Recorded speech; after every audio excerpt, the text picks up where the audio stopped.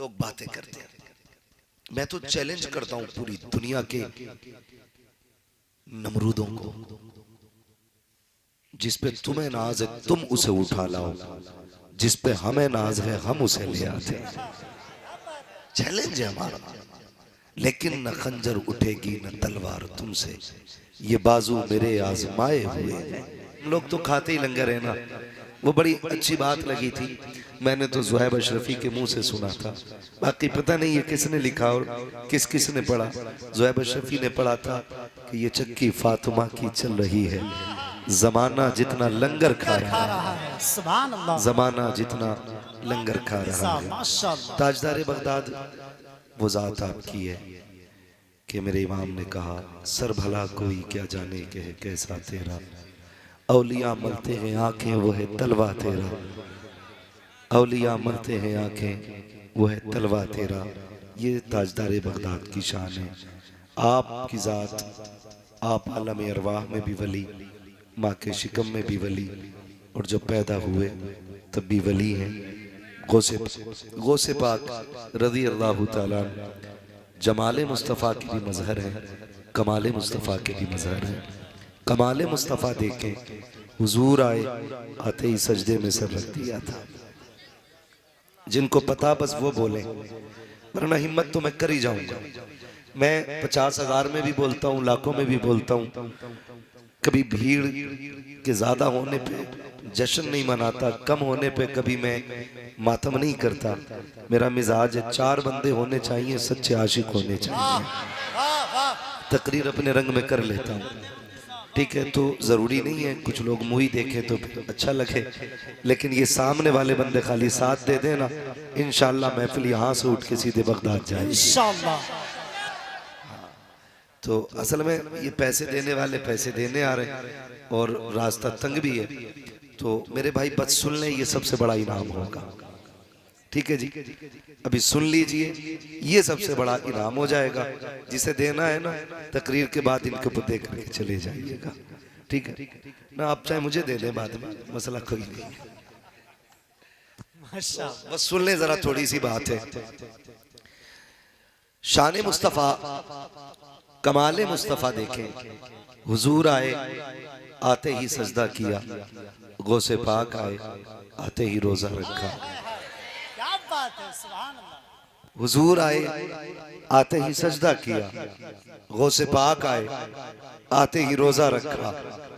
और आपका रोजा सिर्फ माँ ने नहीं देखा, परिवार ने नहीं देखा, खुद जीलान वाले कहते हैं कि जब 29 रोजे मुकम्मल हो गए और 30वें की बारी आई, 29 की शाम में बादल था, चांद नजर नहीं आया, शहादत शरइया भी नहीं गुजरी, तो लोग कशमकश में हो गए कि आज ईद करनी है कि रोजा रखना है।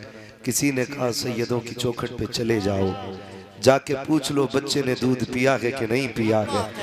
अगर दूध पिया होगा तो ईद मनाई जाएगी, दूध नहीं पिया होगा तो रोजा रखा जाएगा। नारे तकबीर, नारे रिसालत, असमते गौसे आजम, शाने गौसे आजम, जश्ने गौसे आजम, मुफ्ती हम्माद साहब किबला मुरादाबादी। इश्क मोहब्बत, इश्क मोहब्बत, फैज़ाने शाहजी मियां हुजूर। क्या बात है। चलें आगे, कह दें या रसूल अल्लाह। मैं बता दूं, मैं थोड़ी सी कड़वी दवा भी, खाम ख्याली लेके ना बैठे मौलवी चापलूसी करके जन्नत बांट के जाएगा। जन्नत मौलवी के बाप की नहीं है, जन्नत रसूल पाक की है। बरेली वाले ने कहा था तुझसे और जन्नत से क्या मतलब, वहाँ भी दूर हो, हम रसूलुल्लाह के, जन्नत रसूलुल्लाह की। तो मुझे फ्री में जन्नत बांटनी नहीं आती है, मुझे पता है जन्नत की कीमत क्या है। तो कोई खाम ख्याली लेके ये ना बैठे, हमने बुलाया है हमें जन्नती करके जाएगा। जन्नती करके तो नहीं, इंशाल्लाह जन्नत का रास्ता बता के ज़रूर जाना है। जितनी ड्यूटी लगी है बस उतनी करनी है। हम ना थोड़े से बहके हुए हैं, हमने ना सिर्फ करामतों पे गौर किया है, सिर्फ करामतों पे गौर किया है। और हम जिससे भी मिलते हैं ना, कहते हैं यार शाहजी मियाँ की करामत सुना दो, है ना, बशीर मियाँ की करामत सुना दो, गौसे आजम की करामत सुना दो, गरीब नवाज की करामत सुना दो, हम करामत के मुनकिर नहीं। जानते हो इबादत के बदले में, शरीयत पर पाबंदी के सिले में जो इनाम अल्लाह की तरफ से बंदे को मिलता है ना, उसी इनाम को करामत कहा जाता है। तो करामत बाद में आती है, इस्तिकामत पहले आ जाती है। करामत बाद में आती है, इस्तिकामत पहले होती है। पहले सिराते मुस्तकीम पर गामजन होना पड़ता है, फिर उसके बाद अल्लाह करामत का नूर अता फरमाता है। जानते हो हमारा दीन कितना खालिस दीन है। हमारा यूं ही दीन मोहतरम और मुहज्जब नहीं है। हमारे दीन में कोई मिलावट नहीं, हमारे दीन में कोई खिचड़ी नहीं। हमारे दीन में अगर है ला इलाहा इल्लल्लाह तो फिर यही है। फिर किसी की शिरकत, बोले किसी की शिरकत, जोर से किसी की शिरकत। अगर दीन ला इलाहा इल्लल्लाह है तो फिर दूसरा खुदा नहीं। अगर मोहम्मदुर रसूलुल्लाह है तो फिर कोई रब का दूसरा महबूब नहीं। ये दीन है हमारा और ये खालिस दीन है। इसमें किसी के बाप का इजारा नहीं है। दीन जितना मुस्तफा ने ला के मुकम्मल कर दिया, दीन वहीं पे मुकम्मल हो गया है। जिसको नबी ने बस कह दिया वही बस है, जिसे सब कह दिया वही सब है। यहां मसलहतें नहीं देखी जाएंगी, यहां मफाद नहीं देखे जाएंगे, यहां अपनी जरूरत के लिए झुका नहीं जाएगा, बल्कि हर मोड़ पे, हर हाल में, हर नहज पे, हर तर्ज पे, हर दार पे चढ़ के यही कहा जाएगा, जान है इश्क मुस्तफा रोज वजू करे खुदा, जिसको वो दर्द का मजा नाज़े दवा उठाए।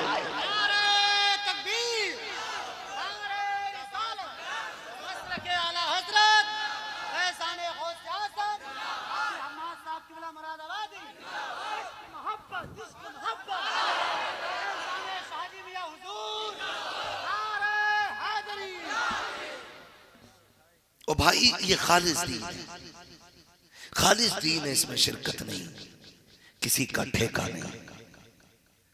दीन में वो रहेगा जो दीन के उसूल का पालन करेगा।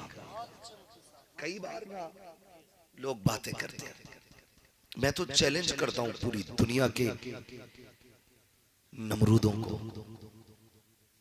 जिस पे तुम्हें नाज है तुम उसे उठा लाओ, जिस पे हमें नाज है हम उसे ले आते।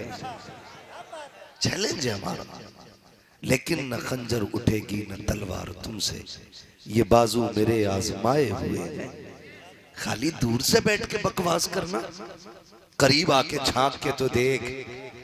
हम जानते हैं मेरे नबी के खिलाफ बकवास करने वालों, जसदे आदम में जब रूह आदम डाली गई तो अंधेरी कोठरी कहकर के लौट आई थी। जब उसी जिसमें आदम में नूरे पैगंबर रख दिया गया तो फिर रूह निकलने का नाम नहीं ले रही थी। उसने कहा था मालिक अब इससे निकलने का जी नहीं करता है। मैं कहता हूं दूर भौंकते हो, मेरे नबी का किरदार पढ़ के तो देखो। खुदा की कसम सीरत पूरी पढ़ने से पहले तुम्हें दीन में दाखिल होना पड़ जाएगा। ये सच्चाई है हमारे मज़हब, ये हकीकत है हमारे मज़हब। बहुत गौर से आप चंद बातें सुन लें। लेकिन हम जो बह गए ना, हम खाली करामतों पे रह गए। ये सच्ची बात है कि उनकी ठोकर से मुर्दे उठ जाते हैं। ये हकीकत है। तुम्हारे मुंह से जो निकली वो बात होके रही। ये अपनी जगह बात है, मगर जानते हो, पढ़ो बगदाद वाले को, समझो सरकारे गौसे पाक की शान ये है कि 40 साल तक आपने इशा के वजू से फजर की नमाज अदा की थी। कितने साल तक? कितने साल? 40 साल तक ईशा के वजू से, यानी जिस वजू से ईशा पढ़ते, नमाज पढ़ते, नवाफिल में शाम मशगूल रहते, औरादो वज़ाइफ पढ़ते रहते, यहां तक के फजर हो जाती। यानी 40 साल तक आपने अपनी कमर बिस्तर पे नहीं लगाई। आज 18 अंगूठी पहन के कहता है मैं पीर हूं, छुट्टियां रख के कहता है मैं पीर हूं, दीन का मजाक उड़ा के कहता है मैं पीर हूं। खुदा की कसम, पीर वो नहीं है जो चिमटे लिए घूमता है, पीर वो नहीं है जो कड़े कंगन पहने घूमता है, पीर वो है जो मुस्तफा की शरीयत को मजबूती से थामे हुए घूमा करता है। बगदाद वाले ने 40 साल तक, कितने 40 साल तक इशा के वजू से फजर की नमाज अदा की।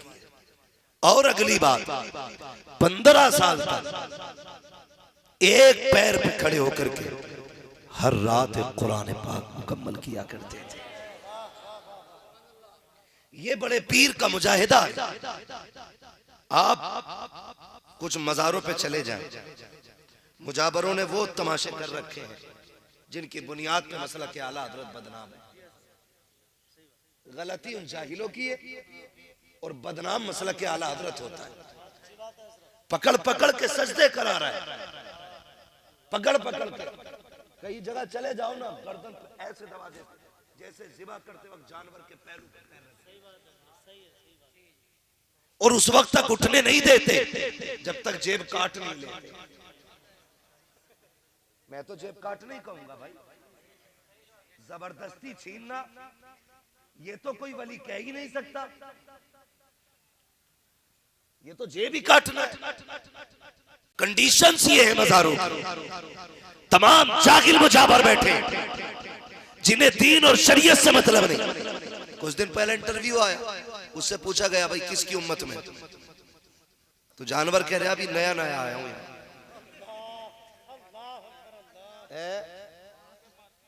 हाँ, मार्केट में कतई नया था, पन्नी भी नहीं छुटी थी, समझ गए ना। कह रहा है कि नया नया आया। क्यों? तुझसे मोहल्ले की गली पूछी गई, पूछा किसकी उम्मत में, कह रहा नया नया आया। ऐसे नए को जहां से आया वहीं पैक कर दो।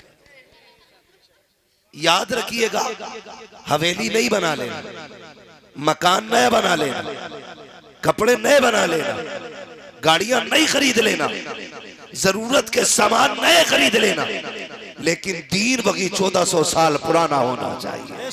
क्या बात है। जिस दीन को अबू बकर सिद्दीक ने बयान किया, जिस दीन को उमर फारूक आजम ने बयान किया, जिस दीन को उस्मान गनी ने बयान किया, इन चंद तमाशाइयों को देखने के बाद लोग दीन पे उंगलियां उठाया करते हैं। कोई कहता है दीन ऐसा है, कोई कहता है इस्लाम ऐसा है। मैं कहता हूँ अगर दीन को समझना है, इन 100 साल पुराने मॉडल से न पूछिएगा, 150 साल पहले आने वाली नई जात से न पूछिएगा। दीन को समझना है तो अबू बकर से समझो, दीन को समझना है तो उमर से समझो, दीन को समझना है गनी से समझो, दीन को समझना है नबी के अली से समझो। नारे तकबीर, नारे रिसालत, शहंशाह बगदाद कॉन्फ्रेंस, मसल के आला हजरत अंजुमन गुलामाने गौसो रजा कमेटी बरखेड़ा, मुफ्ती हम्माद साहब क़िबला मुरादाबादी, फैज़ान शाहजी मियां हुजूर। इश्क मोहब्बत, इश्क मोहब्बत, प्यार मोहब्बत, प्यार मोहब्बत, बस्ती बस्ती करिया करिया, मजहब इस्लाम। बात लंबी हो जाएगी, बस मैं कुछ बताना चाहता हूँ। यूं ही कोई अब्दुल कादिर जिलानी नहीं होता, यूं ही कोई अब्दुल कादिर जिलानी नहीं होता। कब होता है? जब बाप सैयद मोहम्मद मूसा जंगी दोस्त रहमतुल्लाहि ताला अलैहि हो और माँ ऐसी हो जिसने कभी गैर महरम को देखा ही नहीं, तब आने वाला लाल गौसुल आजम पैदा होता है। आने वाला लाल गौसुल आजम पैदा होता है। हैरत होती है कैसी जात है गौसे पाक की अम्मी की, कभी गैर महरम को जिंदगी में देखा ही नहीं, देखा ही नहीं, और कभी गैर महरम की आवाज तक आपने नहीं सुनी। और ये मैं नहीं कहता, आपके अब्बू हजरत अब्दुल्ला सुमई कहते हैं मेरी बेटी का पर्दा और तकवा ऐसा है। मैं पूछना चाहता हूँ, आज दुनिया चीख रही है मौला सलाहुद्दीन कब आएगा, मोहम्मद बिन कासिम कब आएगा। एक सीधा सा उसूल याद रखो, फसल अच्छी होती है, नस्ल अच्छी होती है। फसल अच्छी होती है कब, जब जमीन अच्छी हो। नस्ल अच्छी होती है कब, जब माँ अच्छी होती है। ये उसूल याद रखिएगा। आज दुनिया चीख रही है और आज जो बातें हमारी निगाहों के सामने रुला देती हैं। मैं अभी एक जगह था, नाम नहीं बताऊंगा, बस तकलीफ हो जाती लोगों को और हो भी जानी चाहिए, बेइज्जती महसूस करते हैं। मैं कहता हूं काश ये बेइज्जती पहले महसूस की होती तो बाद में इतनी जिल्लत उठानी क्यों पड़ती। एक जगह गया ना मैं, तो 2 दिन पहले ही ना एक बच्ची गैर मुस्लिम के साथ चली गई। लोग मेरे पास आए, कहा इस पे गुफ्तगू करना। मुझे बड़ी तकलीफ हुई। तकलीफ इस बात की नहीं कि बच्ची चली गई, जिसे जाना है वो शौक से जाए। हमें पता है जिसका हिस्सा इस्लाम में नहीं है ना, वो रुकेगी नहीं। इस्लाम में वही रुकेगी जिस पे बगदाद वाला भी मेहरबान होगा, मदीने वाला भी मेहरबान होगा। और लोग कहते हैं अरे बेटी चली गई हमारी। मैंने कहा वो हमारी थी ही नहीं, अगर हमारी होती तो जाती नहीं। उसके सीने में इस्लाम था ही नहीं। इस्लाम जिनके सीने में थे वो कैसी थी बता दूं, ये जहन्नम का ईंधन है, वो भी तुम्हारा जाना है। कई बार लोगों ने कहा कि देखो मुसलमान थी चली गई, काट के रोड पे फेंक दी गई। मैंने कहा ऐसो का ऐसे ही हश्र होता है। हम खुल के कहते हैं ऐसो का ऐसे ही हश्र होता। और इस्लाम कहता है जो दीन से फिर जाए, मुर्तद हो जाए, वो वाजिबुल कत्ल है। जिसको इस्लाम वाजिबुल कत्ल कह ले वो जिंदा रह सकता है, हम नहीं तो कोई और मार दे, वो बचना ही नहीं। कुल मिलाकर के बात ये उसको बचना ही नहीं है। आंखों की अंधी हो गई बच्चियां, इसकी वजह यह है हमारी कौम के नौजवान शराब के नशे में डूबे रहते हैं, खुद पी करके पड़े रहते हैं, सगी बहनें रात भर फोन पे लगी रहती हैं। बताओ अगर हम नशों में रहेंगे हमारे घरों की हिफाजत कौन करेगा? हम अगर अय्याशी में डूबे रहेंगे हमारी नस्लों की हिफाजत कौन करेगा? मुझे बताया जाए क्या शराब में सबसे ज्यादा मुसलमान नहीं डूबा है? क्या अय्याशी में सबसे ज्यादा मुसलमान मुलव्विस नहीं है? जरा कसम खुदा की कहा कि ये बताओ तो सही, सबसे ज्यादा जराइम में हम पाए जाते हैं, सबसे ज्यादा बदनाम हम हैं, रोजगार में हम डूबे हैं, कमाई में हम पीछे हैं। वजह सिर्फ इतनी है कि हमने अपनी जिंदगी अय्याशी और इशरत के लिए लगा दी है।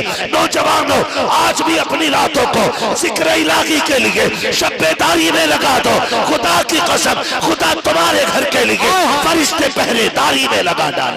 नारे तकबीर, नारे रिसालत, शहंशाह बगदाद कॉन्फ्रेंस, फैज़ाने औलिया इकराम, फैज़ाने शाहजी मियां हुजूर, मसलके आला हजरत मुफ्ती हम्माद साहब क़िबला मुरादाबादी। क्या बात है मुफ्ती साहब, ताली दोनों हाथों से बचती है, दोनों हाथों से बचती है। मुझसे एक बंदे ने कहा कि दुपट्टे पे बोल दीजिए, दुपट्टे पे बोल दीजिए। मैंने सच्ची बात कही, मैंने कहा मैं उसूल समझता हूँ, भाई टोपियां ओढ़ना शुरू कर दें, बहनें दुपट्टे ओढ़ना शुरू कर देंगे। जब भाई को ये चंद इंच की टोपी बोझ लगती है, उसका दुपट्टा तो फिर भी फिटों में है। हम सिर्फ जुमे में टोपी लगाते हैं। मैं कहता हूं खुल के कसम से भाइयों 24 घंटे टोपी लगाया करो, फिर देखो बहनों के दुपट्टे उतरते हैं कि नहीं। जब भाइयों में ये गैरत आएगी ना तो बहनों में हया खुद ब खुद पैदा हो जाएगी। और याद रखिएगा ये फैसले मिनटों में नहीं होते, ये बरसों की कमाई होती है, बरसों की कमाई होती है। कल परसों की नहीं होगी, बरसों की कमाई होगी। ये जलसा कराने वाले 4 दिन में तैयार नहीं हुए होंगे। खुदा की कसम माँ ने दूध पिलाया होगा ना तो बगदाद वाले का नाम ले लेके पिलाया होगा, तभी तो जवानी में बगदाद वाले का नाम याद आ रहा है। ये सच्ची बात, ये मिनटों के नहीं बरसों के फैसले होते हैं। क्या हमारी माँ ने सबसे पहले चूल्हे पे हमें बगदाद वाले की करामत न सुनाई? सबसे पहले जो सुनी जाती है ना जिंदगी में, याद रहने वाली बात जो माँ बताती है, वो बगदाद वाले का नाम होता है। आप कहें कैसे? वजह ये है 12वीं साल में एक बार होती है, 11वीं हर महीने हुआ। वो संभाला, माँ ने मीठे चावल बनाए। अब तो क्वालिटियां हो गई ना, लोग तरक्की कर गए, अब तो फिरनी बन रही है, उसमें काजू बादाम पिस्ता सारी चीजें डाल के। सेठ की 11वीं अलग होती है, गरीब की 11वीं अलग होती है। लेकिन याद रखिएगा, फर्क सेठ और गरीब से नहीं पड़ता, फर्क दिल से पड़ता है। पहले की माँ मीठे चावल लेके बैठ जाती थी, थोड़ा पानी लिया, गुड़ मिठाई समझते, गुड़ माँ ने डाल दिया, पानी में खोल आया, उसने थोड़ा सा नारियल काटा डाल दिया, मोटे से चावल हुए डाल दिए, उसके बाद बैठ गई। बच्चा कितना भी भूखा है, कहती थी ठहर जा, बगदाद वाले की 11वीं का तबर्रुक बन रहा है। कितना भी लाडला भूखा है, कभी उसने उंगली डालने नहीं दिया।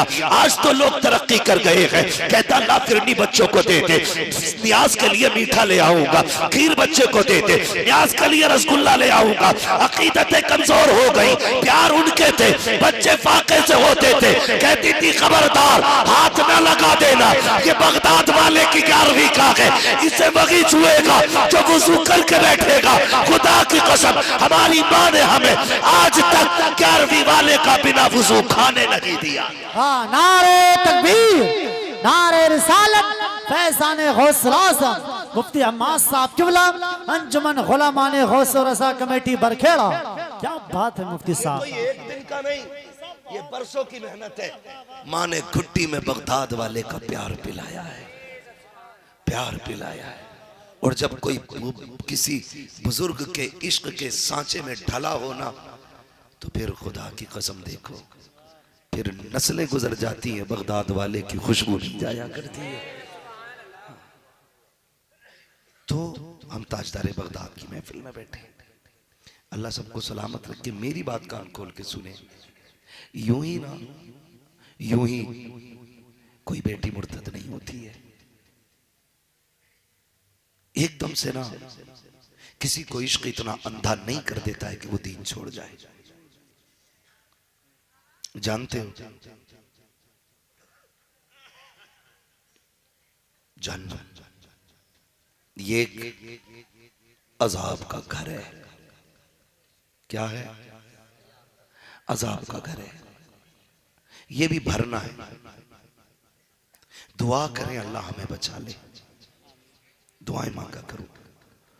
हुजूर अलैहिस्सलातु वस्सलाम ने फरमाया, सहाबा जब भी मांगना रब से जन्नत मांगना, और जन्नत में जन्नतुल फिरदौस मांगना। इसलिए कि जो रब से जन्नत 3 मरतबा मांगता ना, अल्लाह जन्नत दे, अल्लाह जन्नत दे दे, अल्लाह जन्नत दे दे, जन्नत खुद कहती है मालिक मुझे इसके नसीब में लिख दे।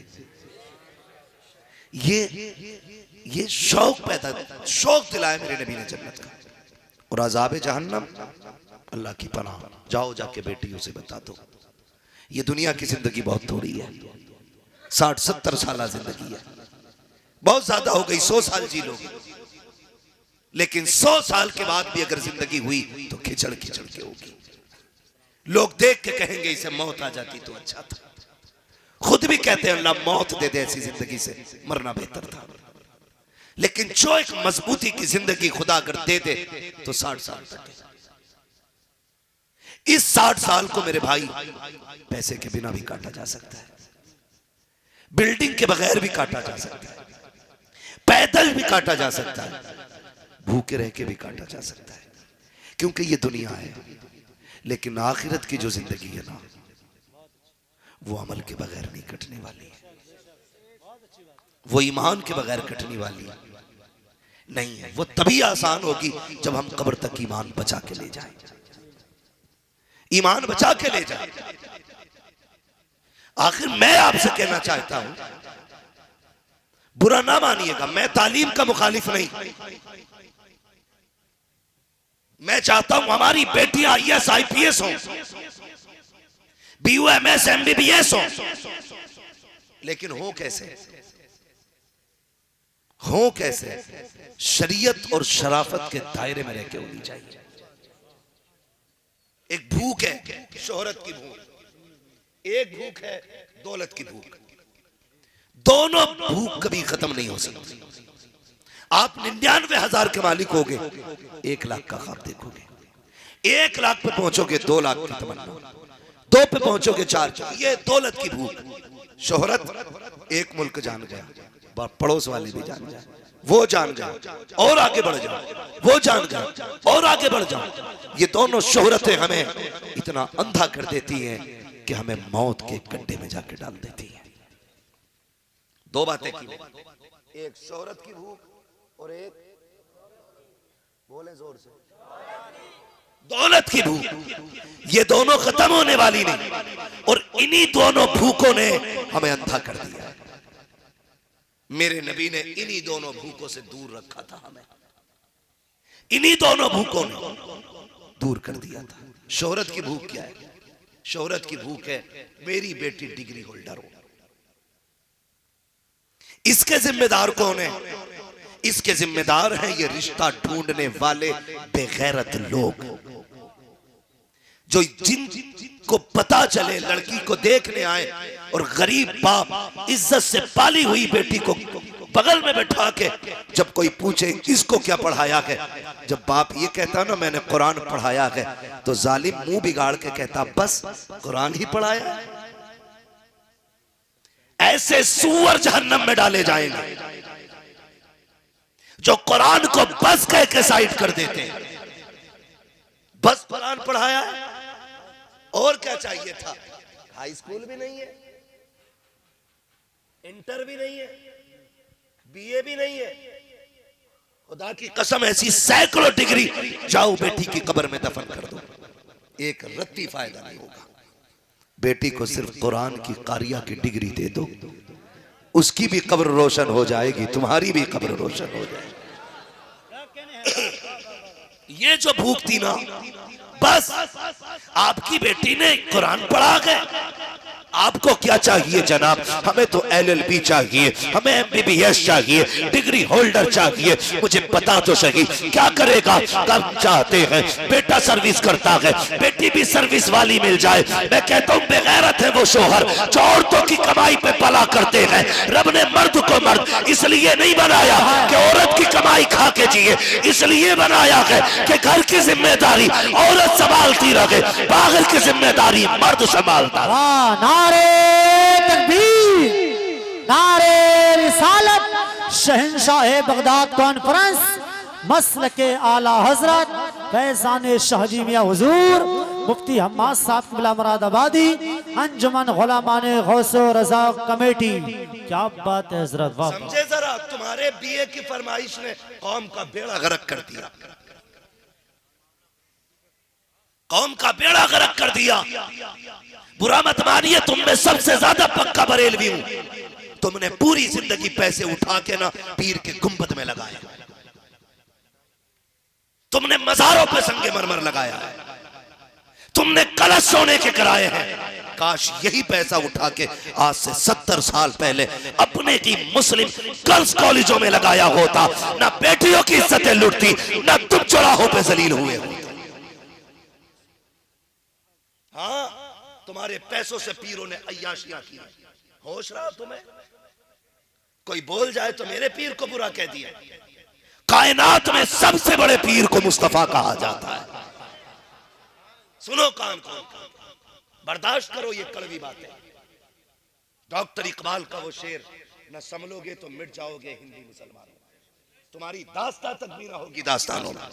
क्यों कह रहा हूं तुम्हें ये? हमने जितना मजारों को दिया ना, इन मजार वालों की जिम्मेदारी थी। काश एक मुस्लिम यूनिवर्सिटी ऐसी कौम को देते कि उसमें पढ़ने वाली भी बेटी होती, पढ़ाने वाली भी बेटी होती। गलत नहीं कह रहा हूं, मैं भी पीर वाला हूं, मैं भी सिलसिले से जुड़ा हूं, लेकिन मेरा आपसे कहना है, नुकसान जानते? ट्यूशन, ऑनलाइन पढ़ाई, इन 2 चीजों ने कौम की बेटियों का बेड़ा गर्क किया।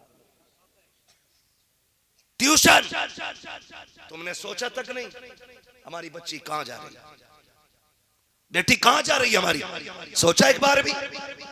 वो निकली तो घर से पर्दे में, लेकिन ट्यूशन के गेट तक पहुंचते पहुंचते नकाब उतरवा दिया गया। मैं तो कहता हूं उस दिन मर जाना चाहिए था डूब के कौम को, जिस दिन बेटियों के नकाब उतरे थे।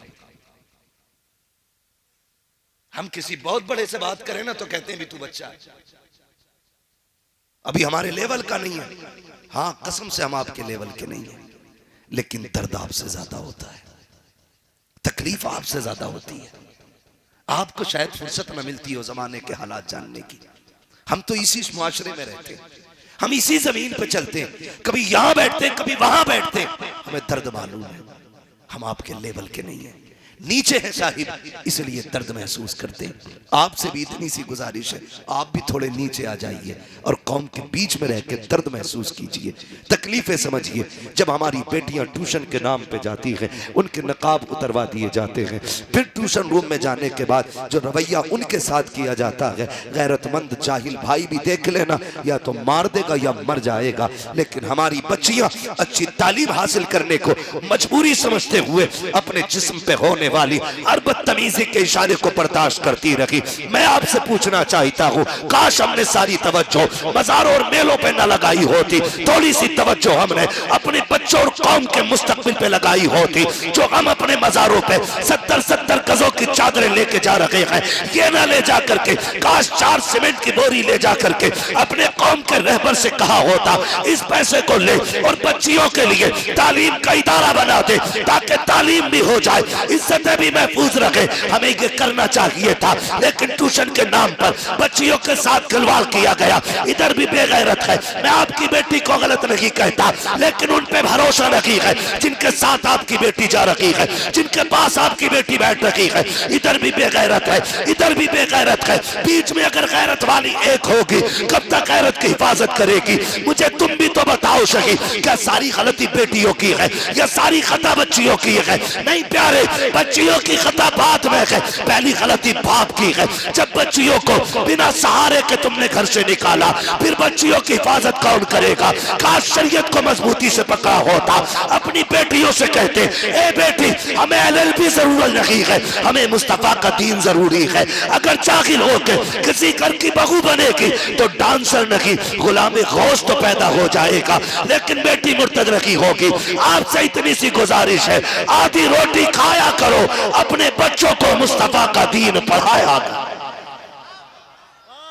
हमने गलती की है, हमने गलती की है ट्यूशन के नाम पे। कोई टेंशन है आपको भैया? नहीं, कुछ कहना तो कहिए, मुझसे आपस में कानून बात ना करें। बहुत गौर से मेरी बात सुन ले, हाँ बहुत गौर से सुन ले मेरी बात। मैं पसीना बहा रहा हूं, मैं किताब की पढ़ी बातें भी कह के आसानी से गुजर जाता, लेकिन दिल दुखता है यार, दिल दुखता है। ये बेटियां, मैं बेटियों से भी एक बात कहूं, हाँ, जब भी ना तेरे कदम बह गए, मेरे महबूब का एहसान याद कर लेना। जो तेरे जहन में ये जहर फूंकते हैं ना कि हमारा धर्म अच्छा, तुम्हारा धर्म खराब है, पूरी दुनिया के अंदर मेरे हुजूर के इस कर्म का सानी नहीं मिलता कि उन्होंने आके बेटियों को जिंदगी की खैरात अता की है। इस कर्म का बदल नहीं मिलेगा कोई नहीं। बाकी तो मेरे नबी की पूरी सात सरापा कर्म है। मगर मैं कहता हूं, जो कहते हो ना, जिन्होंने ये बात बच्चियों के कान में डाली और हलाले तलाके ये बातें ला करके बच्चियों को बदगुमान किया, खुदा की कसम ये मजहब इतना अच्छा है, इस मजहब में जिसके साथ निकाह हो गया ना, उसके अलावा किसी दूसरे को उस औरत को छूने की इजाजत नहीं देता है। समझे जरा, ये मजहब इतना खूबसूरत है। लोग कहते हैं इस्लाम ने औरत को कैद में डाला है, नहीं, इस्लाम ने ना इतना महफूज किया है बेटी को। जब बाप के घर में है ना, तो बाप भाई के अलावा कोई नहीं देख सकता है। जब शोहर के घर में आ गई ना, अब शोहर के अलावा उसे कोई नहीं छू सकता है। खुदा की कसम समझने की कोशिश करें और जुमलों में फर्क देखें। मैंने कहा बाप भाई के घर से वो देख सकते हैं और शोहर के घर आ गई तो शोहर के अलावा कोई छू नहीं सकता है, छू नहीं सकता है। और ये तमाशा नहीं किया इस्लाम ने, ये तमाशा नहीं किया इस्लाम ने। लफ्ज़े हलाला को तमाशा बना करके पेश करने वालों, इस्लाम ने एक सजा रखी है, ये सजा रखी है और इसमें भी औरत को इज्जत दी है, औरत को इज्जत दी है। इस्लाम ने पाबंदी लगा दी, जिसने 3 तलाक दे दी इस्लाम कहता अब ये पलट के उसके निकाह में नहीं आएगी, अब ये दूसरे ही से निकाह करेगी। ये है इस्लाम का मंशा। वो रखे ना रखे मर जाए, फिर उसके बाद अगर चाहे खुद तो आके इस शोहर से निकाह कर सकती है। इस्लाम ने खेल नहीं किया। धोखा देते हो, बेटियों के कान में जहर घोलते हो। गैरत करो। इस्लाम से ज्यादा तो इज्जत किसी ने दी ही नहीं बेटी को, दी ही नहीं।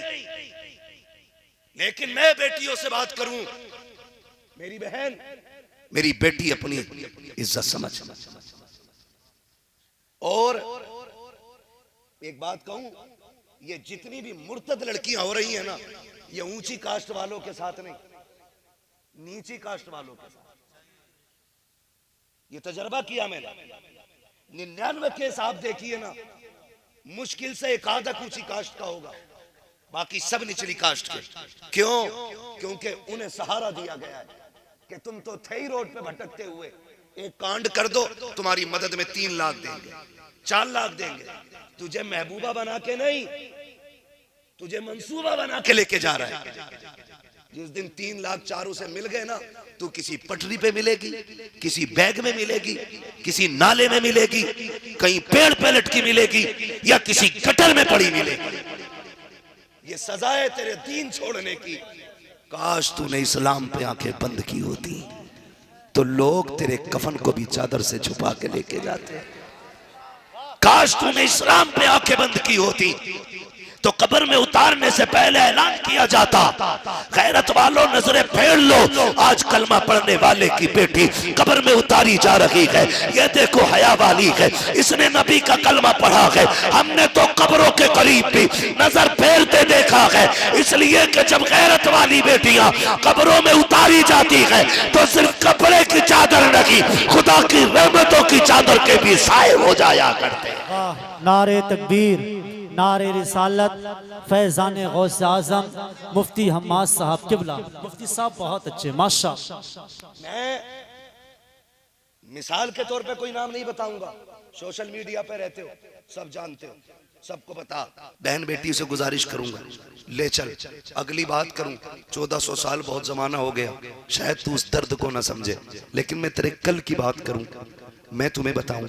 सुनो मेरी बेटी, दुनिया में जो प्यार तुम्हें तुम्हारा बाप दे सकता है ना, कोई भी अमीर ज्यादा नहीं दे सकता है। एक सीधी सी बात, जो प्यार तुम्हें तुम्हारा बाप दे सकता है, कोई अमीर ज्यादा नहीं दे सकता। जिस गुड्डू पप्पू के चक्कर में आके तुमने बाप की इज्जत को लात मारी है ना, काश उस बाप के मजदूरी के दिन देख लेती, दिन देख लेती। तू तो पैर की जूती थी, तुझे तो पैदा होते ही कत्ल कर देता था यही बाप, माथे पे पसीना तक नहीं आता था। वो तो ज़हरा के बाबे का करम मान, उसने आके तुझे रहमत क्या कहा।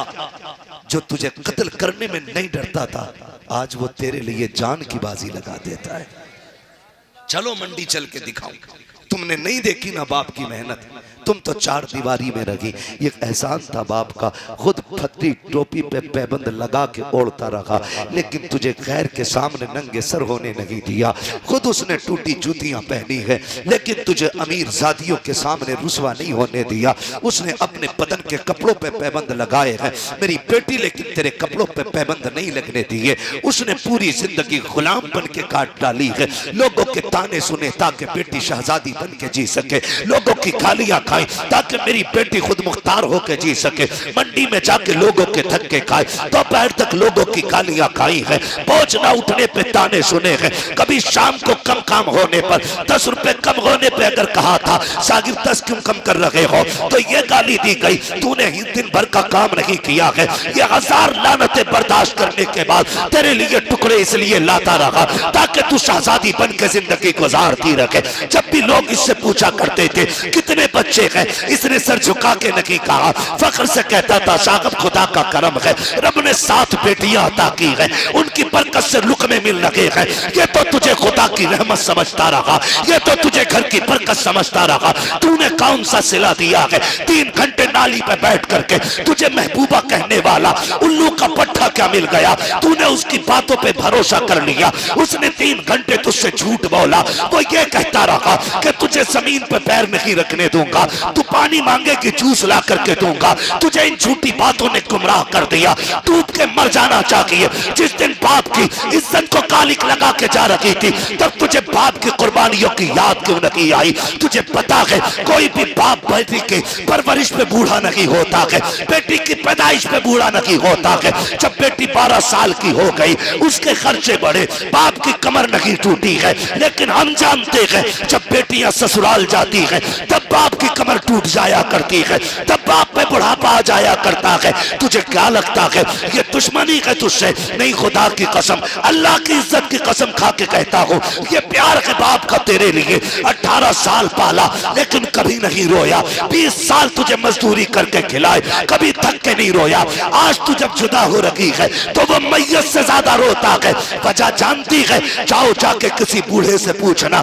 आज तो बोझ हल्का हो रहा है, बेटी ससुराल जा रही थी, आज क्यों रोया? पगड़ी उतार के कहेगा यार तू भी रब से दुआ कर, मैं भी रब से दुआ करता हूँ। मैंने अपनी बेटी को चटनी भी खिलाई है तो इज्जत की खिलाई है। रोना इस बात से है आज बेटी नजरों से दूर हो रही है, दूसरे के घर जा रही है। देखा तो अमीर ज्यादा है लेकिन कौन जाने मेरी बेटी को इज्जत के टुकड़े मिलेंगे या जिल्लत के ताने मिलेंगे। इस ख्याल ने रुला दिया कि शायद वो मुर्गे खिलाए लेकिन गाली देने के बाद खिलाए। कहता ये सोच के रो रहा हूँ कल के बाद बेटी की जिंदगी कैसी होगी। ओ मेरी कौम की शहजादी हो, जाओ दुनिया छान आओ। जब ये गुड्डू पप्पू तुम्हें लात मार देते हैं सारे रिश्तेदार दरवाजे बंद कर लेते हैं, सबकी चौखटों पे ताले होते हैं, लेकिन जब ठोकर खा के तू सारे दरवाजों से मायूस होती है और मुड़ के देखती है तो सारे दरवाजों में सिर्फ बाप का दरवाजा खुला नजर आता है। वो अब भी ये कहता है तू मेरे जिगर का टुकड़ा है, तू कल भी मेरी थी आज भी मेरी है और बढ़ते दम तक तू अपने बाप ही की इज्जत बनी रहे। वाह वाह, बहुत अच्छे हजरत, बहुत अच्छा पैगाम। इन बेटियों क्या को जाके पैगाम, समझाओ। बेशक इनसे अल्लाह, कहो खुदा की कसम तेरे बाप से ज्यादा तुझे प्यार करने वाला कोई नहीं मिलेगा। बेशक बेशक जाओ हक है। जितने गुड्डू पप्पू जाओ ले आओ, सारी दुनिया के गुड्डू पप्पू एक पल्ले में रख और बेटी के बाप के दिल को एक पल्ले में रख। अल्लाह अल्लाह, एक पल्ले में रख। अल्लाह। खुदा की कसम पूरी दुनिया के गुड्डू पप्पुओं का इश्क मिल करके बाप की एक चाहत का मुकाबला नहीं कर क्या बात है, बहुत अच्छे हजरत। बाप की एक चाहत का मुकाबला नहीं कर सकता क्या हक सारे बयानी। गुड्डू पप्पुओं के दिल। अल्लाह।